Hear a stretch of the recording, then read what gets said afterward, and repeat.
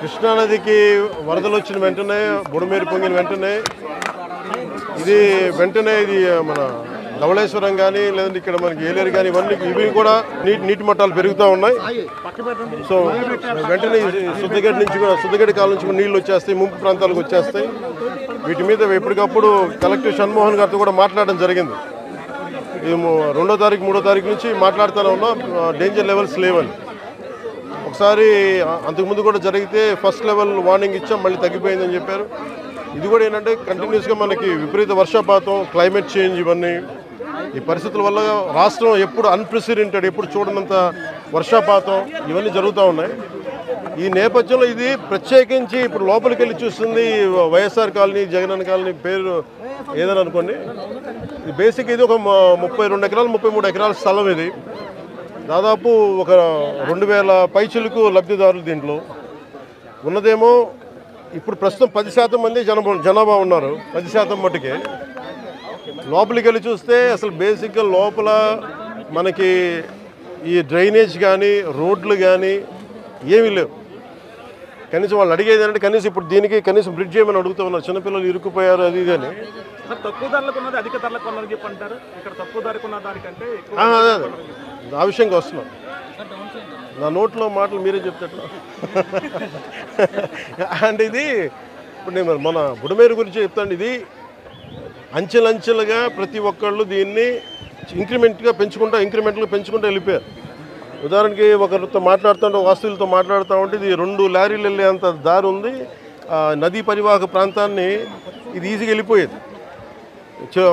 కొంతమంది చెట్లు వేసి ఆ గట్లని వాళ్ళ పొలాలు కలుపుకోవటం అదొకటి.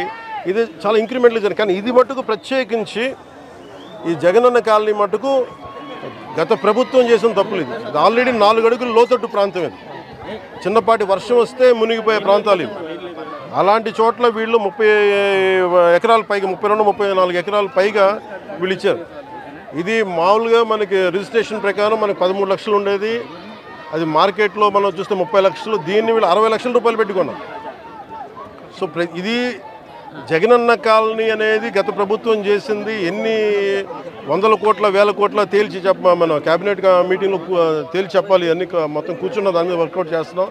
దాంట్లో భాగంగా చూస్తే 30 లక్షలు మార్కెట్ రేట్ ఉండగా 60 లక్షలు పెట్టుకున్నారు. అది లోతట్టు ప్రాంతం.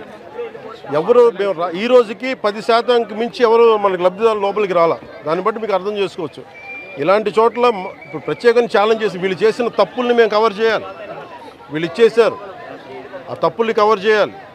వాళ్ళకి ఇన్ఫ్రాస్ట్రక్చర్ ఏదైతే అవసరాలో ఆ ఇన్ఫ్రాస్ట్రక్చర్ డెవలప్ చేయాలి. ఇది ఇప్పుడు అలా కాదు. ఇప్పుడు మీరు ఏలేరు ఆధునీకరణకి వీటన్నిటికీ మీకు నిధులు కొరత, అంతే కదా. బేసిక్ నిధులు కొరత. మరి ఇక్కడ ఒక్క చోట మీరు ఇక్కడే చూస్తే దాదాపు 13 కోట్లు, దాదాపు మీరు చూసే 30%, 13 కోట్లు ఇక్కడ ఒక్క ఈ కాలనీకే వేస్ట్ చేశారు. ఇలాంటి ఒకరు చెప్పండి.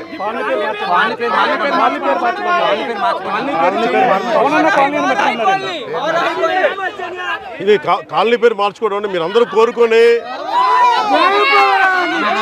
అలాగే మీరందరూ కోరుకొని ఒక నిమిషం కాలనీల పేర్లు ఎందుకు నాయకుల పేర్లు ఉండకూడదు చెప్తారు. వాళ్ళ జేబులో డబ్బులు కాదు. అందుకని మనం చేయాల్సింది ఏంటంటే నేల కోసం పనిచేసిన నాయకుల పేర్లు పెడితే మంచిది. అదే మన జాతీయ నాయకులు చాలా మంది ఉన్నారు, రాష్ట్ర స్థాయి నాయకులు ఉన్నారు, పిఠాపురం మహారాజు గారు ఉన్నారు. అలాంటి గొప్ప మహానుభావుల పేర్లు పెడితే మంచిది. మేము నిజంగా అలాంటివి కోరుకుంటాం.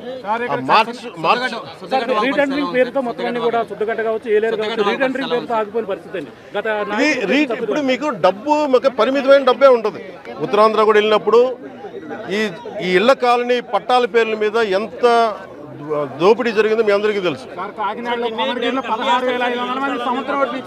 అదే అన్నాను, మడ అడవులు ఇచ్చారు, మడ అడవులు, ఆవు భూములు, వీటన్నిటి మీద ఒక లెక్క నీకు తేల్చాల్సి ఉంది. ఇప్పుడు క్లాసిక్గా ఇది మీరు చూస్తే మీకు అర్థమవుతా ఉంది డబ్బు ఎలా దుర్వినియోగం జరిగింది. ఈ డబ్బు దుర్వినియోగం ఆపగలిగితే ఈ ఆధునీకరణ పనులన్నీ జరుగుతాయి. నేను దాన్ని మనస్ఫూర్తిగా నమ్ముతున్నాను. అంటే ఇది నేను ముందు నుంచి కూడా అధికారుల సంసిద్ధత ఎలా ఉంది, ఏ స్థాయిలో ఉంది అనేది ఫస్ట్ నేను ముందు నుంచి ఫోన్లో మాట్లాడుతున్నాను. ఈరోజు వచ్చి మొత్తం చేశాను. అన్ని మనకి హెల్త్ క్యాంప్స్ కానీ వరద నీరు తగ్గగానే మనకి అంటువ్యాధులు వస్తాయి, దానికోసం చర్యలు ఏం తీసుకున్నారని కలెక్టర్ గారితో చెప్పినా కానీ చూడటం జరిగింది. ఖచ్చితంగా ఇలాంటి వాటికి ఇది రిపీటెడ్గా అయిపోయింది. లాస్ట్ 2-3 దశాబ్దాలకు ఇదే నడుస్తూ ఉంది. జనాభా పెరిగిపోయే కొద్దీ మనకి నష్ట తీవ్రత తెలుస్తూ ఉంటుంది. మనకి వ్యవసాయ భూమి వినియోగంలోకి వచ్చే కొద్దీ నష్టం తెలుస్తూ ఉంటుంది. దీని మీద ఇది ఒక్క పిఠాపురంకి సంబంధించి ఎక్కడెక్కడ ఇలాంటి పరిస్థితులు ఉన్నాయి వీటన్నిటి మీద సమగ్రంగా ఒక కమిటీ చేయాలి. మన ముఖ్యమంత్రి గారితో కూడా మాట్లాడుతున్నప్పుడు ఈ మాట మాట్లాడాము. దీని మీద అసలు టోటల్గా ఏమేమి ఉన్నాయి రాష్ట్రంలో ఎలాంటివి అని. ఇది మొత్తం వరదలు తగ్గిన తర్వాత దీని మీద ఒక వెళ్ళి క్షేత్రస్థాయిలో పర్యటనలు జరిపి దాని మీద ఒక సమగ్రమైన నివేదిక అని చెప్పి అధికారులని ఆల్రెడీ ఇన్స్ట్రక్ట్ చేశారు. ఇది ముఖ్యమంత్రి గారు ఇది వరద తగ్గుముఖం పట్టగానే దీన్ని ముందుకు తీసుకెళ్తాం. అంటే ఎంత ఇప్పుడు నష్టం కూర్చొని ఎంత అంచనా వేయలేము. అంటే మీరు చెప్తున్న ఒక లెక్క ఉంది, లేదా ఇంకొన్ని చోట్లేమో పత్తి కొంత పోయింది, మనకి వరి పోయింది, మన పత్తి దాదాపు 90 హెక్టార్లు పోయింది. మనకి దాదాపు 21 మండలాలు ఒక కాకినాడ జిల్లాలో 21 మండలాలు అనుకుంటా, దాదాపు 152 గ్రామాల్లో నష్టం జరిగింది. దాదాపు 8,206 మంది రైతులు నష్టపోయారు. సో వీటన్నిటిని చేస్తున్న ముందు అంటే మీకు యాక్షన్ కావాలా? యాక్షన్ ఫిల్మ్ అంటే ఇది మనం హైడ్రా అలాంటి తీసుకోవడానికి మేమేం నమ్ముతామంటే చాలా సమాజంలో ఉన్న ఎవరైతే ఎన్క్రోచ్మెంట్ తెలిసి చేయొచ్చు, తెలియక చేయొచ్చు, అందరి భాగస్వాములతోటి మాట్లాడి కష్ట నష్టాలు ఏమున్నాయి ఇవన్నీ తెలియజేసిన తర్వాత వాళ్ళకి నోటీస్ ఇచ్చి వాళ్ళకి పునరావాసం చాలా వరకు చేసిన తర్వాత ముందుకెళ్ళాలనేది నా వ్యక్తిగత అభిప్రాయం. దీన్ని నేను సీఎం గారి దృష్టి కూడా తీసుకున్నాను. అలాగే అంటే మీకు ఈరోజు మీరు అన్నారు కదా మీరు ఏమేమి హ్యాండ్ చేస్తున్నాను, అలాగే అవసరమైన మెయిన్ వాళ్ళు అడుగుతున్నారు కనీసం గుంతలు పూడ్చమని అడుగుతాం. దానికి సంబంధించిన శాండ్ బ్యాగ్స్ రెడీగా అందుబాటులో ఉన్నాయి.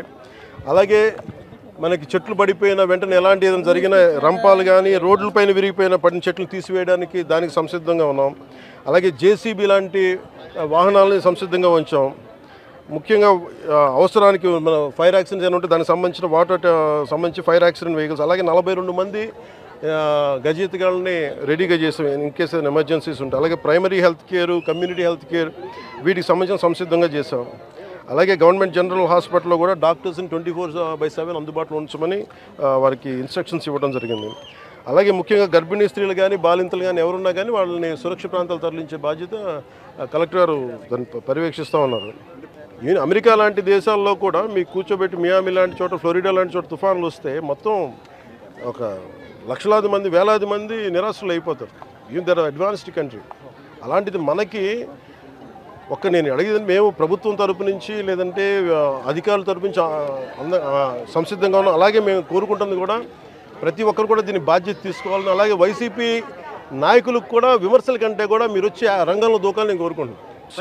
ఫైనల్ గా ఏలేరు జలాశయం అనేది ఇక్కడ చాలా ముఖ్యమైనది వరదాయిని మెట్టకి, అదే దుఃఖదాయనిగా మారుతుంది. దీని ఆధునీకరణకి నా కోరిక అదే. నేను ఎమ్మెల్యే ఉన్న లోపు దాన్ని తీర్చేయాలని నేను మనస్ఫూర్తిగా కోరుకుంటున్నాను.